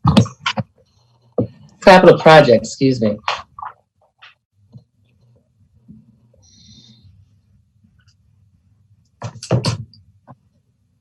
Okay. Madam Mayor, just a wry comment. There's no questions because there's nothing there. There's nothing. Saw that. So, Madam Mayor, if I may, at our next meeting, we're going to bring forward a resolution that I assume we're agreeing here in principle that we'll leave our millage at 7.9 mils. We'll bring forward for as an action item at our next meeting a resolution that we'll vote on for that officially, so that Holly can transmit that document down to the county. She's under a time constraint where that has to be done. And that'll occur at our next meeting. Okay. Week from tonight. I'm going to ask that Vice Mayor Birch take it from here for 2 seconds. I've got to plug in my device because I'm on low battery and I'm going to disconnect. So Give me a moment to go get my plug, Unless Vice there's Mayor. something else, I think we're done, but. Are we done? Yes, Good ma'am. night, everybody. For the resolution will also include the dates of the budget hearings. That's what we need to know, yes, the budget hearing dates. Madam Mayor or Vice Mayor Birch, staff is proposing that the first and the second budget hearing be held at 6 p.m. on the same day as the regularly scheduled September meetings, which fall on September 1st and September 15th. I have verified that such dates do not conflict with the MDCPS school board hearing. It does not conflict with the Board of County Commissioner board hearings, and it does not conflict with religious days of observance. And you said, the first date you said was September 1st. Is that correct? Right, at 6 p.m. and September 15th at 6 p.m. Okay. All right. Okay. All right, good On the job. calendar. Thank you. Good night, everyone. Thank you. Thank you. Good night. Good night. Thank you, Isabella. We didn't hear your budget. Thank you very much, Okay. Isabelli. Okay. Thank you all. Bye.